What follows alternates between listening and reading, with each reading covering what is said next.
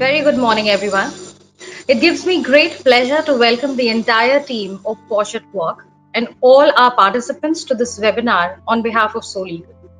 SoLegal is world's largest platform on law, having a comprehensive repository of legal resources and colossal number of lawyers self-registered to provide legal assistance to citizens and organizations seeking legal aid across the country and globe. Team SoLegal feels the exigency of hosting this event and is thankful to Team Posh at Work, an Indian firm that super specializes on the Indian law against sexual harassment at workplace, the Sexual Harassment of Women at Workplace Act 2013, and provides assistance to organizations on the compliance of POSH law and related matters. Posh at Work currently has 250 plus clients, has conducted 600 plus training and awareness programs, covering 21,000 individuals and conducted 500 plus inquiries and conciliations. Posh at Work also, therefore, has the experience of handling complaints by or against children, the various laws that are applicable in this case, and how parents and teachers can manage and have effective communication with children. In light of the recent incident of Boiz locker room, which went viral online and raised an alarm for parents and teachers, especially of the children in the age group of 11 to 16 years, about the kind of threats these children are exposed to. Posh at Work and SoLegal decided to tie up and bring this really important discussion to you. The eventuality has propagated the need of communicating with the children of this age and the utmost requirement of indulging with them in conversations related to sex, sexuality, consent, attraction, signs to identify different forms of abuse, good touch, bad touch, etc. In general, these are the issues which parents and up to some extent even the teachers hesitate to discuss with their kids. This webinar aims to talk about the aforementioned topics and guide each participant present here as to how to let that wall down and converse on these issues. SoLegal is appreciative to the entire team of Posh at Work and would like to extend a special vote of thanks to Ms. Pankti Goyal, psychologist and associate at Posh at Work, and the distinguished speaker of this morning.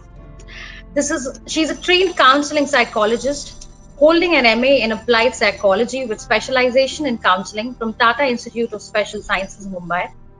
She has worked with diverse individuals and communities, including children and adults. Her area of work includes self-image, anxiety, depression, work-related challenges, relationships, domestic violence, sexual abuse, and trauma.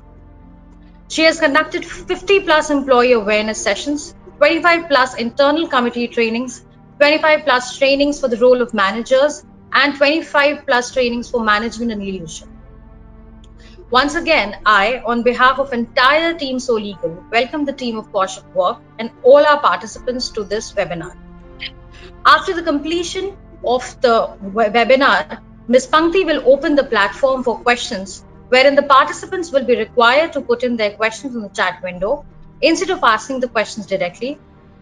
The moderator of this webinar, Ms. Priti, partner at Posh at Work, will put forth all your questions to Ms. Pankti, and if possible, send individual replies to some of your questions in the chat window itself. Hence, I request everyone to be patient till their query is duly addressed. Further, I would like all the participants to abide by the protocols as mentioned on the screen and also mail to each one of you. For your convenience, we have mentioned the list of SoLegal team members and will also be sharing the list of team members of Posh at Work on the screen and the chat window, who can be approached in case of any issue or concern. In case any person faces a video or audio lag, I request you in advance to please log out and log in once again and keep a check on your internet as well. I hope this session will be engaging and prolific for all our participants. I now request Ms. Pankti to commence the session, and just before that, requesting all of you once again to please keep your videos and audios off for the session to be conducted smoothly. Ms. Pankti, please begin. Thank you so much, Apurva. Good morning, everyone. Hi, we are here today talking about the boys' locker room incident which transpired just a few weeks ago. And before we begin, I'd like to start off by asking a few questions to you. May I have access to share my screen? Sure, just a second. Thank you. All right. Meanwhile, I would request when I'm asking you a couple of these questions, please go ahead and use the chat window to share your responses, and I'll be reading some of them out loud as well.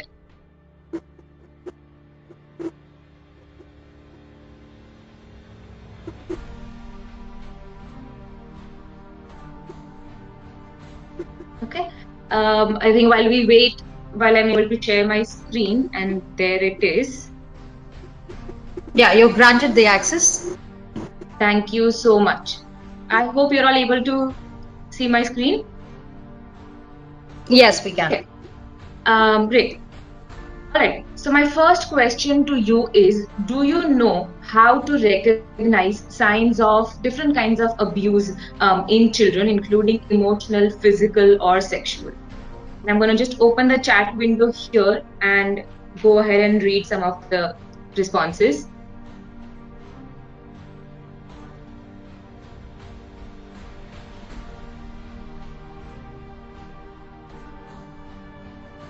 Okay. I see mood changes, aloofness. Mostly, some of you are able to, through their behavioral changes, change in behavior. Okay, so yes, I do see that silence, bruises, their behavior changes, they withdraw bruises on body for physical forms of abuse, aggression, lower grades. Yes, I see that a lot of you are able to also share what these signs are that we'll be discussing. Okay. All right. I'm going to ask you another question now, which is, with children of 11 to 16 years old, how do you respond to their curiosity and confusion regarding sex, sexuality, attraction, etc.?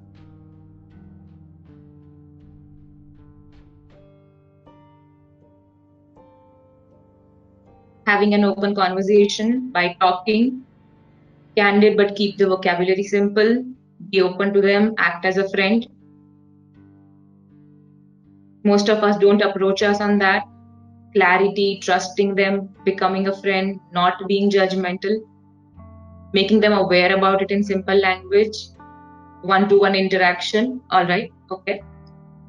I'm going to be, and moving on to the next question.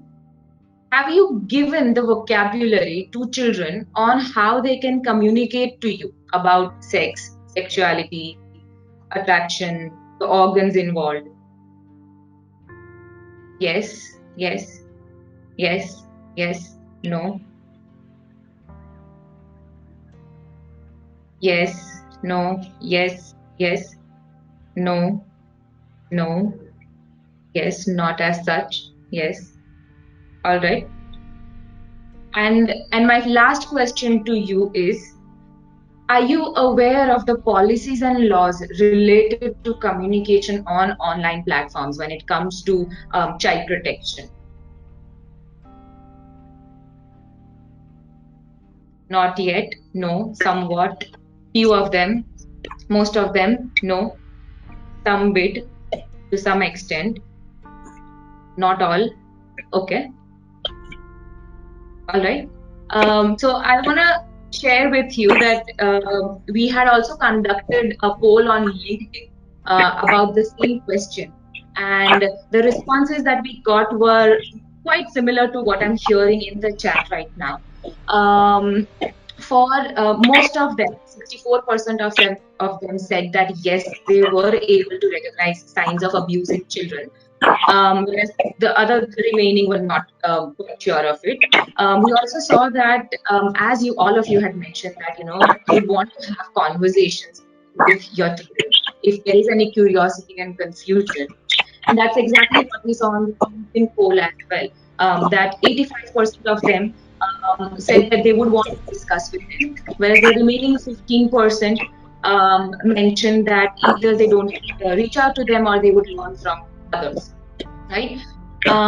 With regards to the vocabulary given to children to discuss about some of these topics, we actually saw that 57% of them said that no, they had not yet given the vocabulary to their children. And the last question, which is with regards to awareness about policies and laws for child protection, we saw, similar to what we see on the chat here, that 68% of them said that they were not aware about this.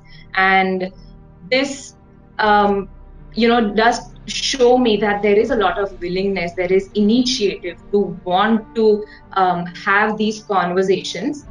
And perhaps we are here today to get some bit of knowledge on how is it that we are going to be talking about some of these very important topics with our children. And then towards the end, we'll also be discussing about the policies and laws. Um, I would like to walk you through a brief of what we'll be talking about today. We'll be beginning with the boys' locker room incident, which I mentioned about earlier. Moving on to understanding the age of adolescence, right? What is it that adolescents go through? What kind of behaviors do they engage in? What are the different forms of peer violence that take place? And of course, we'll be also looking at the impact and indicators, some of which you already mentioned on chat, right? We also really want to understand what is it that is contributing to this peer violence, right? Why is it that incidents like boys' locker room are happening? So we're going to go deep dive a little bit over there. We're going to, while discussing what influences or contributes to peer violence, we'll be talking about the current challenges in our society and culture, right? And then we move on to what exactly do we need to be talking with our children about, learning how to talk to them, right? What are the communication skills that can help us have these difficult conversations with children? And we'll be ending it with what are the laws and policies which safeguard interests of children. I'll also be putting up a slide on some of the resources that can help you have some of these conversations with children as well. Okay. Um, let's I'm sure some of you might have heard about this incident of locker room, and this happened somewhere in the first week of May. It was brought to notice when on Twitter, some of the screenshots were shared from private chat boxes of private chat of a group of boys on Instagram. It was later identified that these group of boys, most of them include were below the age of 18, and these screenshots contained not only morphed images of girls from their classrooms. It also had some very lewd comments, which objectified and sexualized some of these women that we were discussing about. It just reading about some of them, and you might be able to see, I've mentioned some of these here, and just left me feeling just very, I mean, there was, I think it was a mix of emotions. I was quite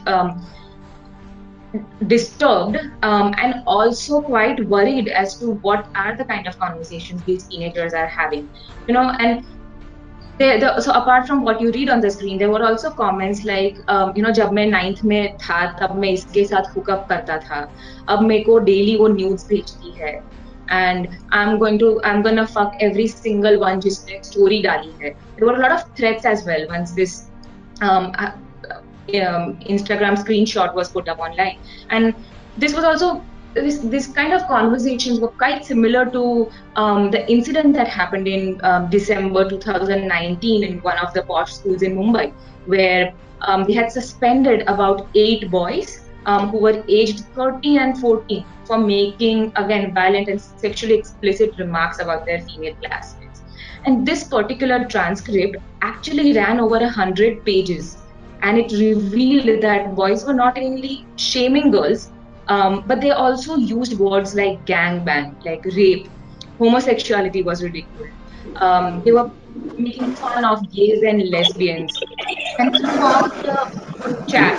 Girls were also referred to as trash, right? And it has been made to light. I'm sorry, there's a little bit of a disturbance. Thank you for muting. So this was again this incident which happened in December was brought to light when two of the mothers um, brought it up with the school authorities because their children, female children, refused to attend school. May I request you to mute yourself? Requesting Miss Sunita to please put yourself on mute. Thank you. Okay. And while the boys' locker room incident was brought to highlight, there was also another Snapchat conversation wherein a girl who had assumed an identity of a boy and was messaging another male and suggesting a plan to sexually assault herself. Right now, these are instances that we saw just in within a year. However, this is something which goes way back as well. I mean, when in 2004 there was an MMS scandal which was leaked. It included a sex video clip of two high school students from a school in Delhi, and at that time it caused widespread sensation across India. And to be more precise, this video actually featured the schoolgirl giving her boyfriend a blowjob, and he shot the video without consent, and his face was never to be seen as well. And so this is a reflection of not only what's happening in this decade, but also what has been happening um, for a couple of decades, and some of this may not have made news or made media. um, yeah. So, and what we see here is that while there is a lot, the type of content which children, which of a particular age group actually are engaging in, is sorry, there's a little bit of an echo. Thank you. Um, so the kind of conversations that they're engaging in are quite, I mean, they are about sexual behaviors. There is a lot of aggression involved, a lot of hostility towards females as well. And another common theme that I am seeing in this is that it's happening in this age of adolescence, right? And which makes me very curious to want to understand what is happening during adolescence at this point.